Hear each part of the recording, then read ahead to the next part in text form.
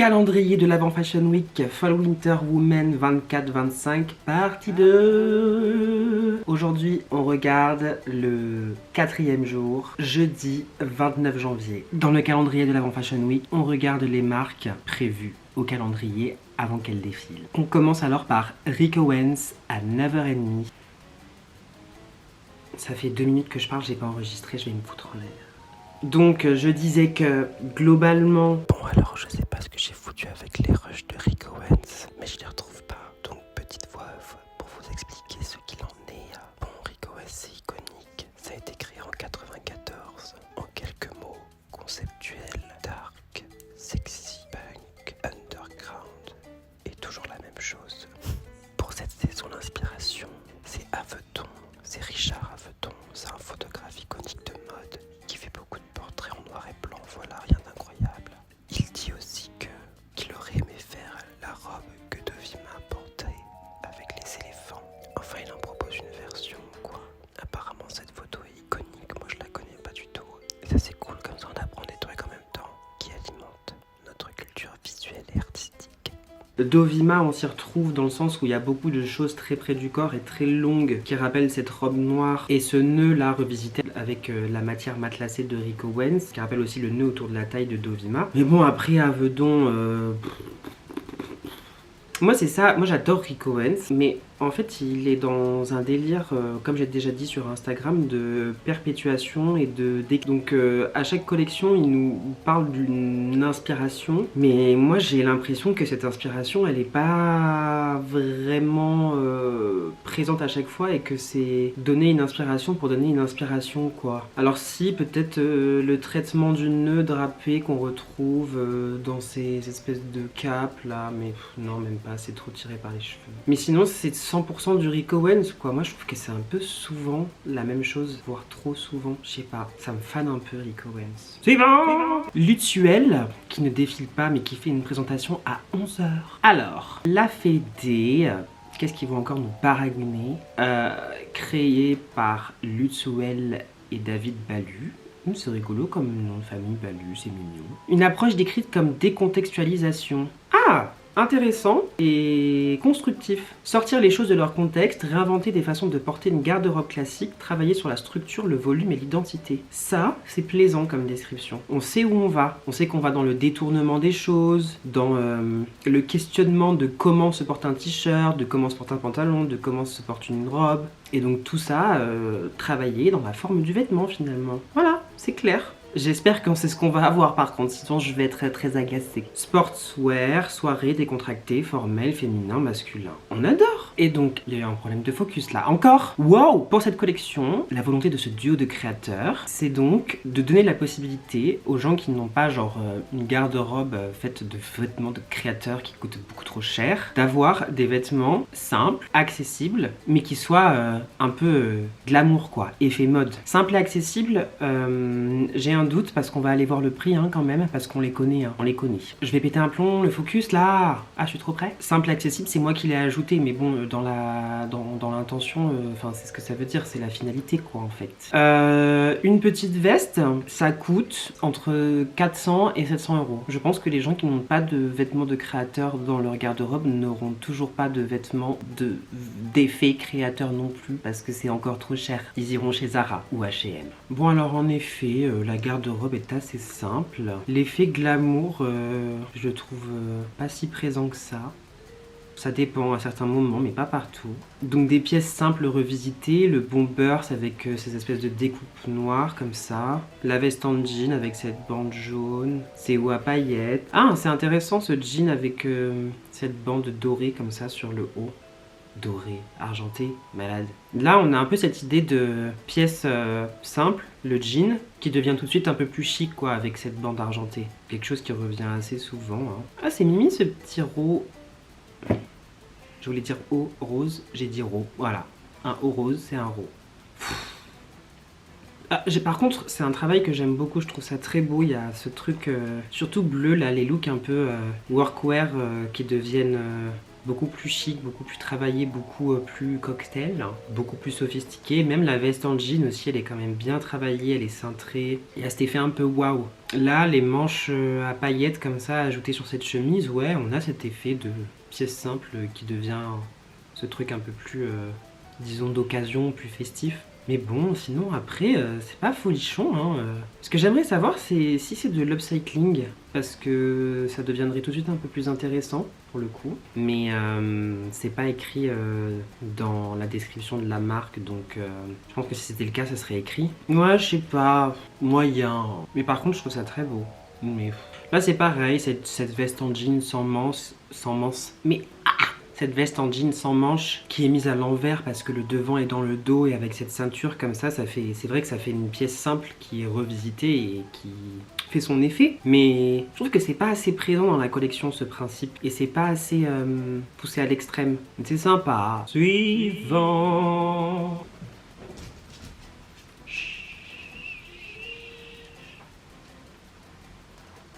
Off-White à 11h30. Off-White créé en 2013. Je crois que ça a été créé par Virgil Abloh, mais je suis pas sûre. Mais je pense, parce que 2013... Et je vous avoue que j'ai la flemme d'aller chercher si ça a été créé par Virgil Abloh, mais je crois que ça a été créé par Virgil Abloh. Maintenant, c'est... Oh... Ibrahim Kamara, qui est la direction artistique. Bon, Off-White...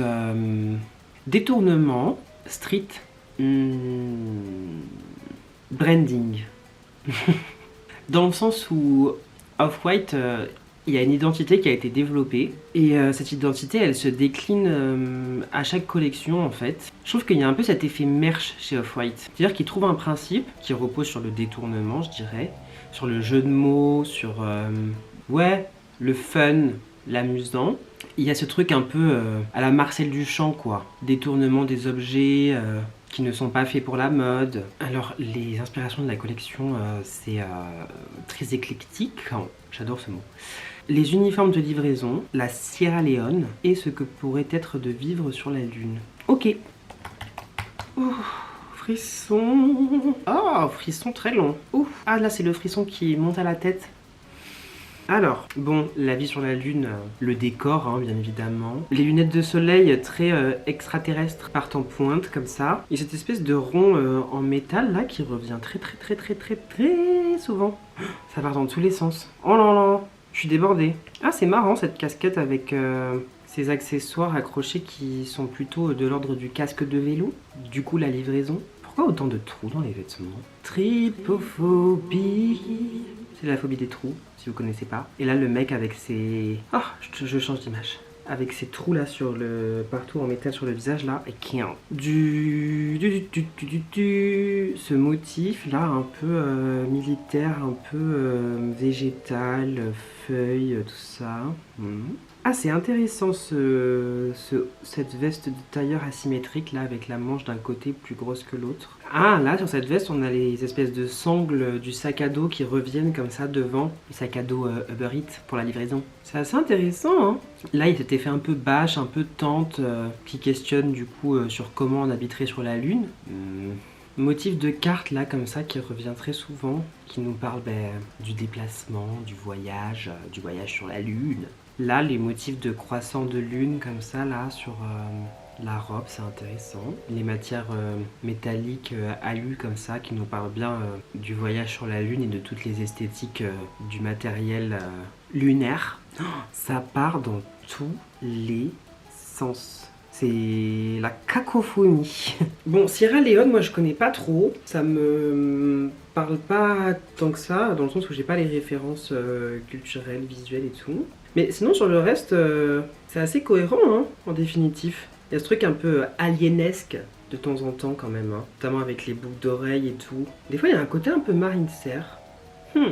On va dire que c'est cohérent, mais ça part trop dans tous les sens, genre... je ne sais plus donner de la tête. Suivant. Caroline Hu. Je pense que c'est Hu. Caroline Hu. Fondée en 2019, elle explore les méthodes de construction innovantes avec un regard empreint de romantisme puisé dans la vie quotidienne. Ok. Innovant et romantisme du quotidien, pour que ce soit plus simple à comprendre. Elle redéfinit sa vision de l'indépendance des femmes et de la liberté de l'âme. Oh. Alors l'inspiration de la collection, c'est la chute des feuilles. J'ai encore balayé le pied de la caméra. Je sais plus ce que je dis. Donc l'inspiration de la collection, c'est la chute des feuilles et des fleurs en automne à Paris. On a tout de suite en tête une gamme colorée. On a tout de suite en tête l'état des arbres défraîchis, nus. Voilà, on sait de quoi on parle, quoi, et on sait ce qu'on a envie de voir. Je m'attendais pas du tout à ça. Enfin, pas dans le sens par rapport à l'inspiration, mais par rapport à la description des enjeux de la marque. Je m'attendais pas à ce truc très expérimental comme ça. C'est très sympathique. Ces volumes comme ça, avec cette matière, je crois, je sais pas si c'est du plastique ou... Ah, c'est du fil avec des nœuds et tout, qui reprend bien l'idée des motifs végétaux. Hein. Là, on s'y retrouve complet. Avec cette espèce de tulle là qui revient, où il y a des feuilles emprisonnées à l'intérieur. En termes de couleurs, bon, pas ça, hein. Je m'attendais à des couleurs automnales. C'est assez beau, je trouve, quand même. C'est vrai qu'il y a ce truc très romantique, très gna gna gna. Il y a cette idée un peu de buisson autour du corps, comme ça, avec ses formes. Très sympa aussi, ces petites robes là qui tombent un petit peu en lambeaux.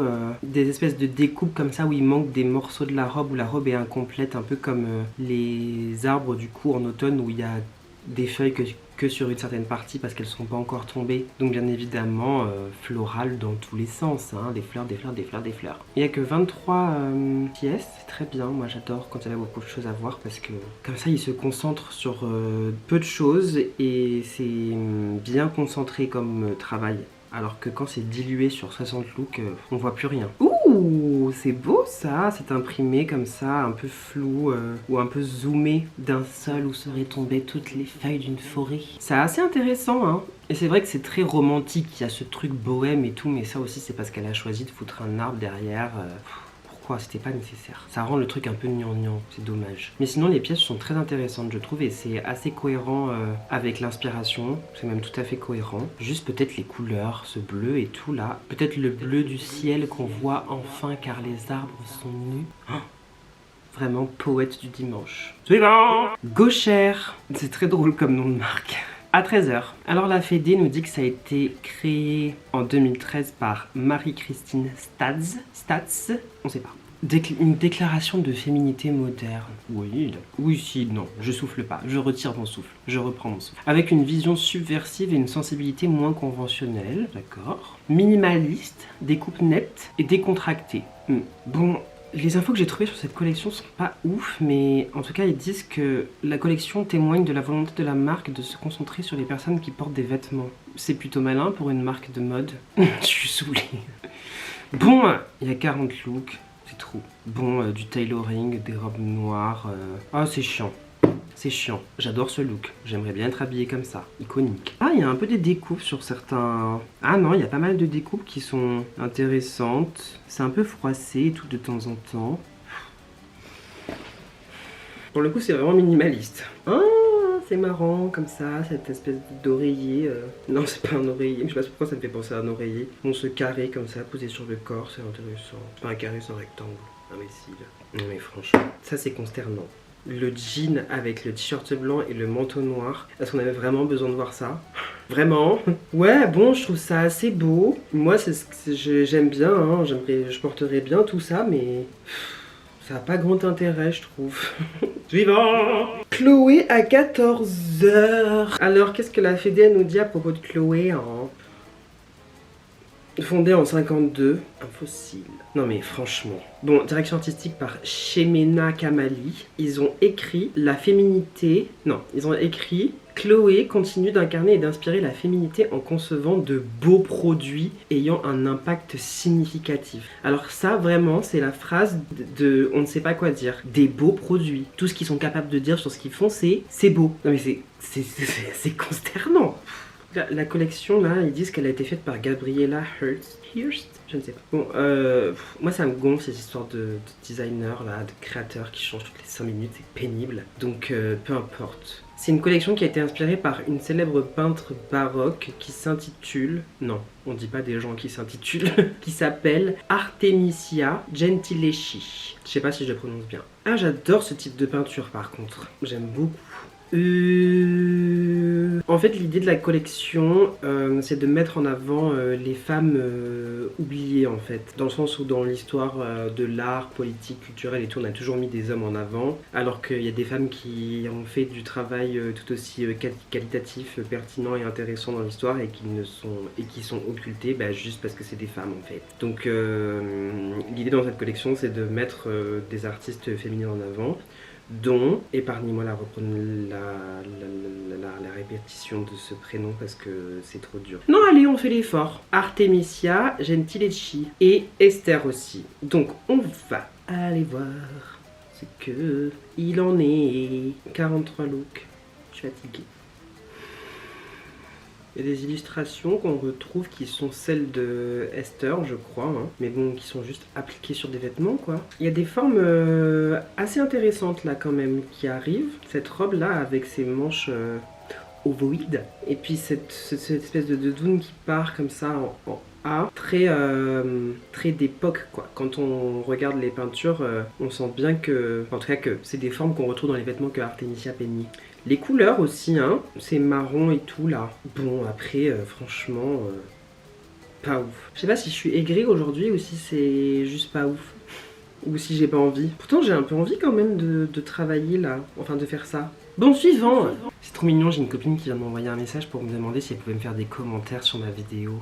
Mais genre, pas que des commentaires positifs, des commentaires constructifs et qui sont des points un peu à améliorer. Et bien sûr, on a besoin de critiques pour avancer et pour aller plus loin dans la vie, donc je suis toute oui.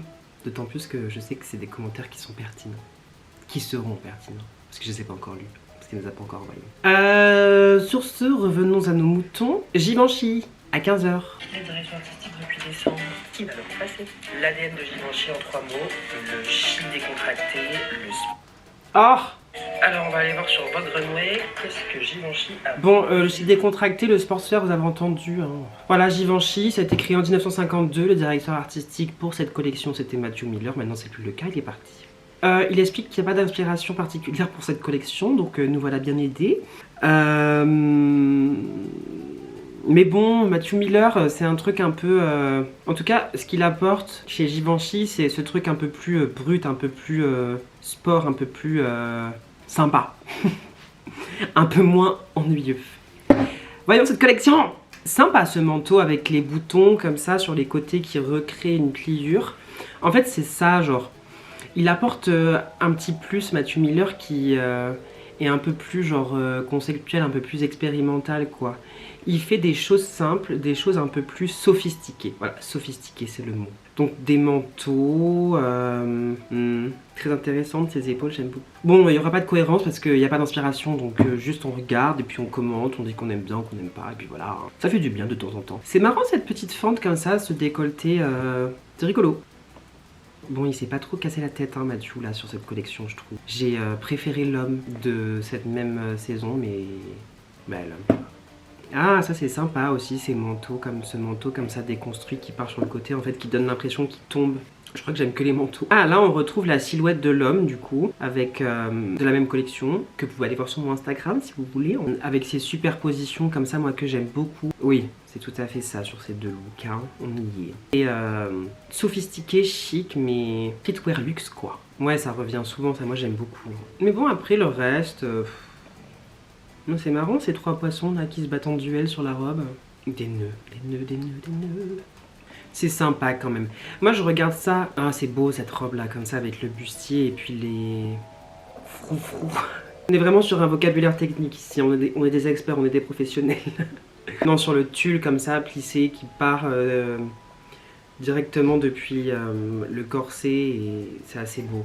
Moi je regarde ça d'un œil par rapport à l'identité de Givenchy même et je trouve que Matthew Miller il a fait un super bon travail chez Givenchy parce qu'il a apporté vraiment une touche de contemporain, une touche un peu de concept, un peu de sophistiqué quoi. Moi j'ai vraiment bien aimé son travail chez Givenchy. Je trouve ça dommage qu'il parte, mais bon, la vie est faite ainsi. Suivant. Bon, je pense que je ferai cette vidéo en deux parties parce que dans la première, j'ai fait une journée en une fois et en vérité, c'est beaucoup quand même. 40 minutes de contenu mode, des fois un peu pourri. Ça fait un peu long. Donc, on se retrouve dans la prochaine vidéo. Bye.